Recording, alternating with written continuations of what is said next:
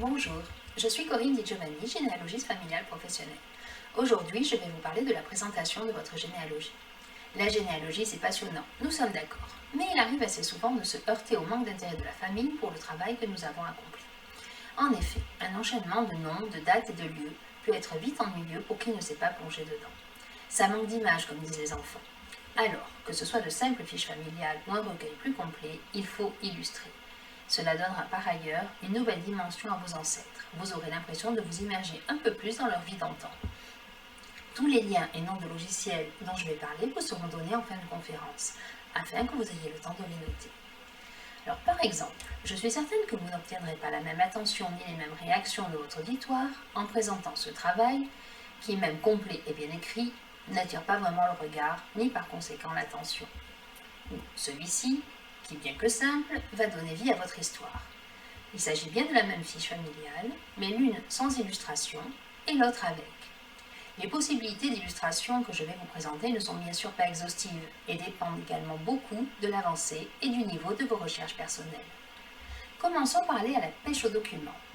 Une des premières choses à faire, c'est bien sûr de répertorier tous les documents en votre possession et d'aller en glaner un maximum dans toute la famille. Se faire persuasif avec la grand-mère récalcitrante et supplier le tonton bourru. Puis scanner ou photographier ceci, car il n'est pas non plus question de se transformer en pirate des documents et de dépouiller tout le monde. Malheureusement, dans certaines familles, tout ou presque aura disparu, et ce pour de multiples raisons. Guerre, déménagement, incendie, ou la tante qui ne voyait aucun intérêt à garder toutes ces vieilleries et qui a tout mis au feu. Je sais, ça sent le vécu. Mais si on a un peu de chance, voire beaucoup, on peut trouver une multitude de documents passionnants et émouvants. Par exemple, les anciennes cartes d'identité ou les passeports, avec du coup, photos en prime. Sur cette carte d'identité qui date de 1970, outre la photographie qui illustre parfaitement la fiche, on peut noter aussi la présence de la signature ainsi que de l'empreinte digitale. Le passeport, quant à lui, date de 1935. Et à cette époque, les photographies n'ont rien à voir avec celles actuelles. C'est souvent une photo de famille dont on a découpé le visage pour la poser dans le document. Pas de photomaton ou de normes drastiques, ainsi on se retrouve avec une belle représentation de la personne. Pareil pour les permis de conduire, ou avant 1922 devrions-nous parler de certificat de capacité. Ces permis, qui jusqu'à une certaine époque n'étaient pas aussi courants que maintenant. Et on pourra dire, ça alors, grand-papy savait conduire. Pourquoi alors ne pas rajouter une photographie d'automobile de l'époque? Il y a aussi les diplômes et les livrets scolaires, les permis de chasse ou de port d'armes, la correspondance familiale, les tickets de rationnement, bref, une liste qui reste partielle et qui évoluera au gré de vos découvertes. Sur chacun de ces documents, on prélèvera l'essentiel, ce qui attire le regard, attise la curiosité. Plus les documents sont anciens, plus ils sont en général ornementaux, plus travaillés, avec plus de fioritures et de belles écritures, l'idéal pour agrémenter vos fiches. Passons maintenant aux documents militaires. Un des types de documents que vous avez le plus de chances de retrouver dans la manne familiale concerne la vie militaire de vos ancêtres masculins. En effet, en généalogie, on oublie la parité homme-femme. La lignée masculine est favorisée dans la quantité de renseignements que l'on peut trouver sur nos aïeux. Il en va par conséquent de même pour notre sujet, car on peut illustrer nos fiches avec du matériel supplémentaire, à commencer par le livret militaire si celui-ci a été conservé par la famille. Ensuite, il y a bien sûr les fameuses fiches matricules, qui, elles, sont conservées aux archives départementales du lieu du domicile du conscrit à ses 20 ans. Outre les précieux renseignements qu'elles comportent, et qui nous serviront aussi pour la suite des illustrations, elles peuvent s'intégrer parfaitement à notre projet. Mais plutôt que de mettre la fiche complète qui ne ferait que perdre le lecteur au vu de la foison de renseignements, il vaut mieux en prélever certaines parties qui attiseront la curiosité de votre auditoire. Rien n'empêche de présenter la copie de la fiche complète en annexe, avec les actes d'état civil. La partie supérieure est à mon sens intéressante, puisqu'on peut y lire le nom et l'état civil du conscrit, mais aussi son signalement, faute de photo. Vous entendrez alors des « O » et des « A » quand votre public découvrira qu'il avait les yeux bleus ou qu'il était bien plus grand que la moyenne de l'époque. Pour peu qu'il ait des tatouages, la discussion repartira de plus belle. La seconde partie à mettre en valeur, quand malheureusement elle existe, c'est la désignation des blessures subies pendant les combats et les médailles qui en ont découlé. Moins glorieux mais tout aussi intéressant, les déserteurs, qui eux aussi alimenteront la discussion avec passion. A contrario, peut-être trouverez-vous mention d'un certificat de bonne conduite délivré, et cerise sur le gâteau, vous pourriez le retrouver dans vos papiers de famille. Vous pouvez également trouver dans les archives départementales les cartes d'anciens combattants de la Seconde Guerre mondiale. Les militaires ayant servi pendant au moins 90 jours dans une unité au combat recevaient cette carte. Les dossiers ont généralement été détruits, mais les cartes plus souvent conservées. Il se peut également que vous trouviez celle-ci dans les papiers de famille. Ces cartes sont munies d'une photo de l'intéressé. Enfin, peut-être avez-vous en votre possession les médailles militaires de vos ancêtres, que vous pouvez photographier et ajouter. Si vous ne les avez pas, mais que vous connaissez les décorations qu'ils ont reçues, vous pourriez sûrement en trouver une image sur Internet et la mettre en exemple. Il en est de même pour les objets de la vie courante. Peut-être avez-vous la chance d'avoir en votre possession quelques objets hérités de votre famille. Il suffit alors de les prendre en photo et d'y ajouter quand c'est possible une petite légende pour dire à qui ils ont appartenu, quel était leur usage, ou tout autre renseignement qui peut être intéressant. Et maintenant, vous vous demandez, et les photos? Le bonheur, bien sûr, c'est d'avoir ou de retrouver des photos de nos ancêtres. Photos de famille, albums, photos que l'on retrouve sur les documents officiels. Mais là encore, ce n'est pas toujours gagné. Sachant déjà que les premières photographies datent seulement de 1870 environ et que leur prix était très élevé, peu de personnes en faisaient. C'est vers 1900 que l'on commence à avoir plus de chances d'en retrouver, au moins pour les grandes occasions, à défaut de trouver des clichés de la vie de tous les jours. Alors, comment trouver des images pour illustrer un peu mieux la vie de votre famille? Tout d'abord en utilisant les actes d'état civil, les actes paroissiaux, ainsi que tous les documents dont nous avons parlé auparavant, et y relever un maximum d'informations. La première information que nous allons chercher est de savoir si notre ancêtre savait signer ou pas. Cela ne voulait pas toujours dire qu'il savait écrire, mais le fait qu'il sache signer va nous permettre une découverte touchante, l'écriture de notre aïeul. Parfois hésitante, parfois très élaborée, elle reste la trace émouvante de l'existence de cette personne. Pour les hommes, vous pourrez trouver cette signature sur les actes de naissance des enfants, si le père est effectivement le déclarant. Mais sur l'acte de mariage des époux, vous trouverez aussi bien la signature des hommes que des femmes, et même des parents si celle-ci vous manque par ailleurs. Vous pouvez vous contenter d'une seule signature et devrez en général vous en contenter pour ce qui concerne les femmes de votre famille. Mais pour les hommes, si le cœur vous en dit, il est possible de retrouver l'évolution, en commençant par le mariage, puis la naissance des différents enfants. Vous pouvez également trouver des exemplaires sur les actes dans lesquels ils sont cités comme témoins. Attention au petit piège, si comme sur la dernière image, plusieurs personnes de la même famille signent un acte, il va falloir attribuer chaque signature à la bonne personne. Pour ça, le seul moyen est d'aller consulter d'autres actes et de comparer. Maintenant que nous sommes occupés de la signature, nous pouvons relever tout ce qui concerne la situation géographique de nos ancêtres. Nous allons rechercher les lieux de naissance, de mariage, de décès, mais également les différents domiciles connus.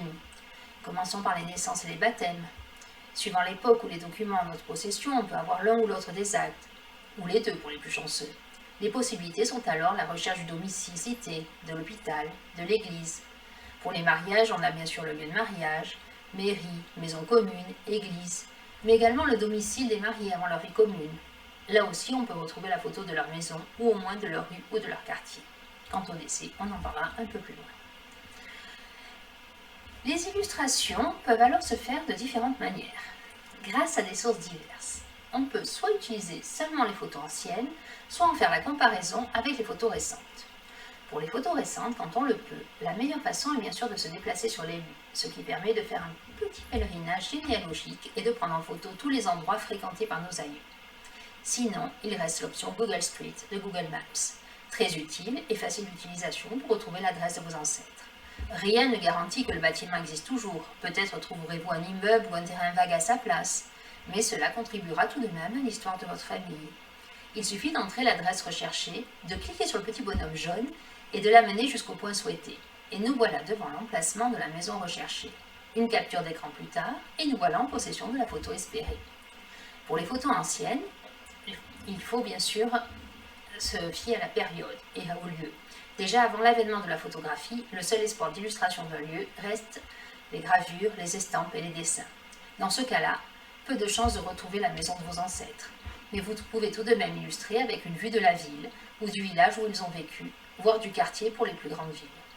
Dans une période plus récente, votre meilleur allié sera la carte postale. Encore une fois, cela donnera rarement la photo de la maison de votre famille, mais possiblement la rue ou le quartier. Ou si vous recherchez une église ou certains bâtiments comme les mairies, vous avez des chances de retrouver ceci. Les moyens de se les procurer sont nombreux. On peut bien sûr les acheter sur les marchés, aux cartes postales, diverses brocantes, sur Internet, sur des sites spécialisés comme Delcamp ou eBay, mais aussi les trouver en ligne sur les sites des archives communales ou départementales concernées, et également sur le site de la BNF Gallica. Une fois les photos trouvées, il est alors possible de faire un montage ou simplement de juxtaposer les photos des deux époques pour les comparer. Pour ma part, je retouche toujours les photos avant, car les cartes postales, comme les photos de famille, même en bon état, méritent en général un petit coup de jeune. Il existe plusieurs possibilités pour cela. Voilà l'évolution de photos retouchées, que l'on peut même coloriser si on le désire.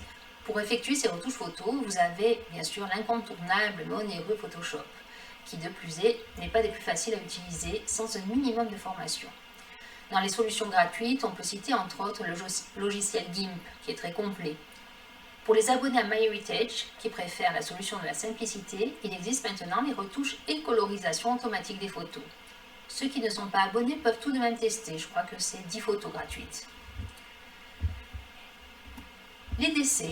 Les décès peuvent également être une source intéressante d'illustration. On peut par exemple ajouter la photo de la pierre tombale du défunt si elle existe toujours.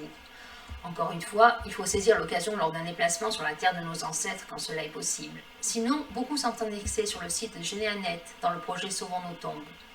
Autrement, pourquoi pas une photo du cimetière ou de sa grille d'entrée, qui sont parfois très très jolies. Pour les militaires morts au combat, il y a également la possibilité de mettre la photo du monument aux morts sur lequel leur nom est gravé, ou alors des plaques commémoratives que l'on peut trouver sur les places ou dans les églises. On en trouve également sur Généanet. Une autre information que l'on trouve sur les actes concerne les métiers exercés par nos ancêtres. Parfois, il s'agit de métiers peu courants de nos jours, comme sciure de long par exemple, ou des métiers nécessitant le port d'un uniforme. Pourquoi ne pas s'en servir pour illustrer leur vie? Toujours par le biais des cartes postales ou de sites spécialisés, on peut retrouver la représentation de ce métier, ou bien l'uniforme porté par une infirmière, un gendarme, ou même des uniformes d'écoliers. Les possibilités sont larges. Des photos d'illustration peuvent également être faites dans les nombreux écomusées de France, essentiellement pour la période du XIXe siècle, mais parfois plus ancienne. Il faut cependant faire attention à l'époque des objets exposés, mais également à la région d'origine, afin de coller au mieux à l'histoire régionale de votre ancêtre. Une autre façon d'illustrer la vie de nos ancêtres peut également passer par les plans et cadastres. À partir de la création du cadastre et de son établissement, qui date de 1850, on peut rechercher aux archives départementales, souvent en ligne d'ailleurs, les plans cadastraux napoléoniens. Si vous avez fait une recherche sur la maison de vos ancêtres, vous pouvez donc utiliser cela pour illustrer leur lieu de vie et donner une idée de l'environnement dans lequel ils vivaient. Il est également possible de trouver des plans plus anciens, non cadastraux cette fois, par le biais des cartes de Cassini, qui elles datent du XVIIIe siècle. On peut retrouver celle-ci sur le site de Gallica, mais également accéder très facilement au lieu recherché, grâce à l'interface du site IGN, dans la rubrique Remonter le temps. Il suffit de comparer la carte IGN actuelle avec la carte de Cassini pour retrouver le lieu recherché. Par exemple, si je cherche la ville de Walsleben en Ardèche, il me suffit de l'écrire dans le cadre en haut à gauche, entouré en rouge sur l'image, et je peux alors comparer la carte IGN actuelle avec la carte de Cassini, me déplacer. Les deux cartes se déplacent alors en même temps, zoomer, etc. Il est même possible d'aller plus loin en poussant encore les recherches. Et avec de la chance, il arrive de pouvoir retrouver les plans de certaines maisons, ce qui peut créer une illustration très parlante dans sa généalogie. Même si cela reste très très rare, il arrive parfois lors des inventaires après décès qu'un notaire particulièrement méticuleux ou adepte des arts graphiques ait testé et dressé le plan de la maison visitée. Ceci complète à merveille la carte postale du village retrouvée. Pour ceux qui ont des ancêtres étrangers, qui ont été naturalisés français et qui ont le dossier de cette naturalisation, ils vont pouvoir utiliser ce dossier pour y trouver une nouvelle illustration. Il y a plusieurs documents qui peuvent être intéressants à utiliser. Bien que tous les dossiers ne soient pas égaux dans les découvertes que l'on peut y faire, vous trouverez généralement un dossier ou des courriers manuscrits écrits par vos ancêtres. En bref, un exemplaire de leur écriture, qui est un complément à leur signature dont on parlait plus tôt. Là encore, comme pour les fiches matricules et autres documents, rien ne sert de mettre des documents en entier. Prélevez juste l'extrait qui vous semble le plus parlant, qui raconte un fait intéressant ou inconnu de tous. Encore une fois, il s'agit de susciter l'intérêt de votre auditoire ou de vos lecteurs. Maintenant, vos ancêtres ont-ils peut-être émigré ou voyagé par-delà l'Atlantique? De nouvelles possibilités s'offrent alors à vous. À l'ère des voyages transatlantiques, bon nombre de nos ancêtres ont émigré vers les États-Unis, pour s'y installer ou continuer leur périple vers le Canada ou l'Argentine par exemple. Mais parfois cette traversée n'était autre qu'un simple voyage d'agrément, pour découvrir le pays ou y revoir de la famille qui s'y était installée. Ces voyageurs, quelle que soit la raison de leur périple, ont été recensés sur des listes de passagers que l'on peut consulter sur le site d'Ellis Island, mais aussi sur MyHeritage ou Ancestry. Et outre les quelques renseignements donnés, on y trouve le nom du bateau sur lequel ils ont voyagé. Sur le site d'Ellis Island, on peut acheter la photo du bateau lorsqu'elle existe. Mais une fois qu'on a le nom du bateau, on peut également retrouver des illustrations en cherchant sur Internet. On trouve même parfois des photos des intérieurs. Là encore, les cartes postales seront vos amis. Faites attention, sur le site d'Ellis Island, il vaut mieux taper les noms sans accent, sinon la recherche risque d'être faussée. Et si nous ajoutions un peu de couleur? Les blasons sont la solution idéale pour cela, et en plus ça fait classe. Alors, peut-être avez-vous dans vos ancêtres quelques nobles blasonnés dont vous avez pu retrouver les armoiries. Et si ce n'est pas le cas, il y a d'autres moyens pour les utiliser quand même.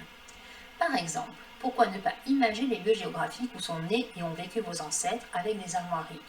Vous pouvez choisir de vous concentrer sur les naissances ou bien les domiciles, tout comme vous pouvez opter pour le blason municipal, le blason régional, départemental ou encore national.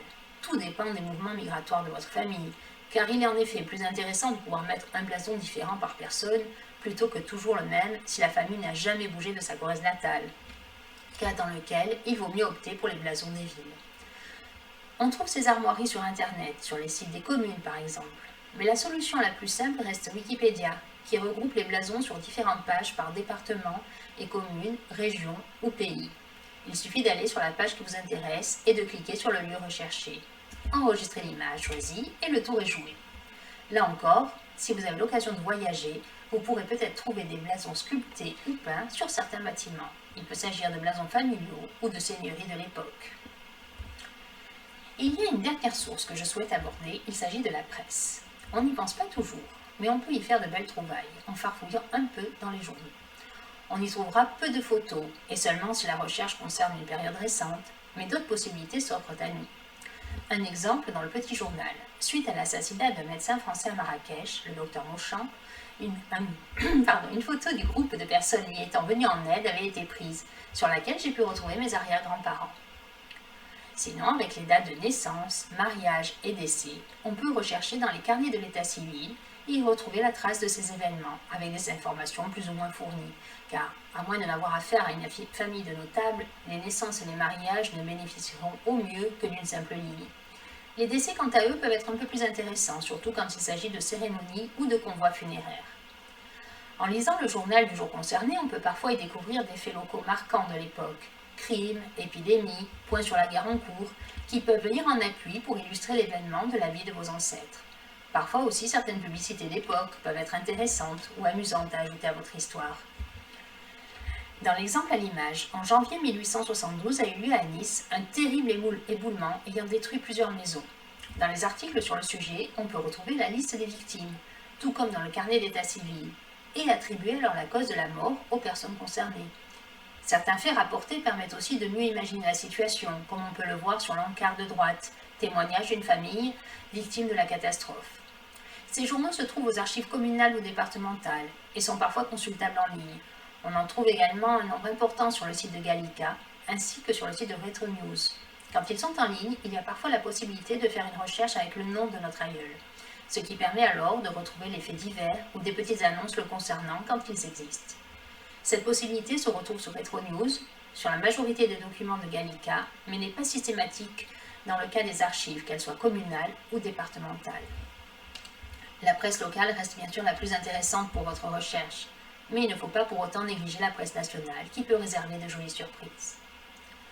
Voilà vos fiches complétées et joliment imagées, documentées, prêtes à être dévoilées et commentées lors de votre prochaine réunion familiale. Toutefois, vous pouvez encore ajouter quelques éléments intéressants à votre projet, non pas sur les fiches peut-être déjà bien remplies, mais plutôt en conclusion du travail accompli. Si vos ancêtres avaient un minimum la bougeotte, ce qui est plus fréquent que ce que l'on croit, pourquoi ne pas utiliser une carte géographique pour l'illustrer? Première étape, trouvez sur Gallica par exemple une belle carte de France ou du monde, suivant le cas, correspondant à peu près à la période que vous avez étudiée. À partir de là, vous allez y annoter les différents lieux où ont vécu vos ancêtres, De jolies flèches en couleur pour représenter leurs déplacements et pourquoi pas différentes couleurs pour différentes branches. Suivant la fréquence des déplacements de votre famille, il va falloir cependant concentrer un peu les données, sinon cela va vite ressembler aux cartes des invasions barbares de nos livres scolaires. On peut par exemple réduire aux déplacements interdépartementaux ou tout autre choix qui correspond au mieux à chaque cas. Il faut que cela reste clair et lisible. Vous avez aussi la possibilité d'utiliser pour cela les logiciels de généalogie, comme vous pouvez le voir sur les exemples à l'écran. Et pour finir, pourquoi pas quelques statistiques. Certes, moins ornementales que le reste des documents, elles peuvent s'avérer fort intéressantes pour mettre le point sur certaines particularités de la famille et complètent assez bien la vue d'ensemble de vos recherches. Pour cela, je vous rassure, nul besoin d'avoir fait Mathsup ou Mathsp, mais simplement d'avoir un bon logiciel de généalogie, comme Eredis ou Généatique pour ne citer que. Là encore, les possibilités sont variées, et à chacun de choisir le type de données qui l'intéresse. Votre projet finalisé, vous pouvez maintenant fièrement le présenter. Pour cela, il existe différents logiciels, gratuits ou pas. Comme promis, voici le nom des programmes et des liens des sites donnés tout au long de cette conférence. Pour les retouches photos, comme je vous le disais plus tôt, il existe Photoshop, GIMP, MyHeritage ou des solutions en ligne. Pour ce qui est de la mise en page de votre texte avec vos photos, là encore, on a dans la même gamme que Photoshop InDesign, qui s'adresse lui aussi à un utilisateur averti. Sinon, il existe des logiciels gratuits qui font très bien l'affaire, comme Scribus. Rien ne vous empêche également d'utiliser votre logiciel de traitement de texte. Je vous laisse également noter les différents sites abordés tout au long de cette conférence. Une fois toutes ces sources épuisées, on peut encore compléter tout cela par quelques photos d'époque, même si elles ne concernent pas directement vos ancêtres. 1733, la première poussette pour enfants, 1817, la première bicyclette, 1873, la première automobile à vapeur, etc. Ceci permet également de mieux visualiser l'époque dans laquelle vivaient vos ancêtres. Vous verrez qu'au fur et à mesure de l'avancement de votre travail, vous trouverez une multitude de nouvelles idées. Voilà, il ne reste plus qu'à vous y mettre et à vous servir du résultat de votre travail pour embrigader le reste de la famille dans le fabuleux monde de la généalogie. Une chose encore, n'oubliez pas, quand ce ne sont pas vos images d'archives familiales, de bien citer les sources de celles-ci. Si vous avez des questions, vous pouvez venir me les poser en direct. Je suis présente sur le stand de la SPG, ou bien me laisser un message afin que je puisse vous contacter.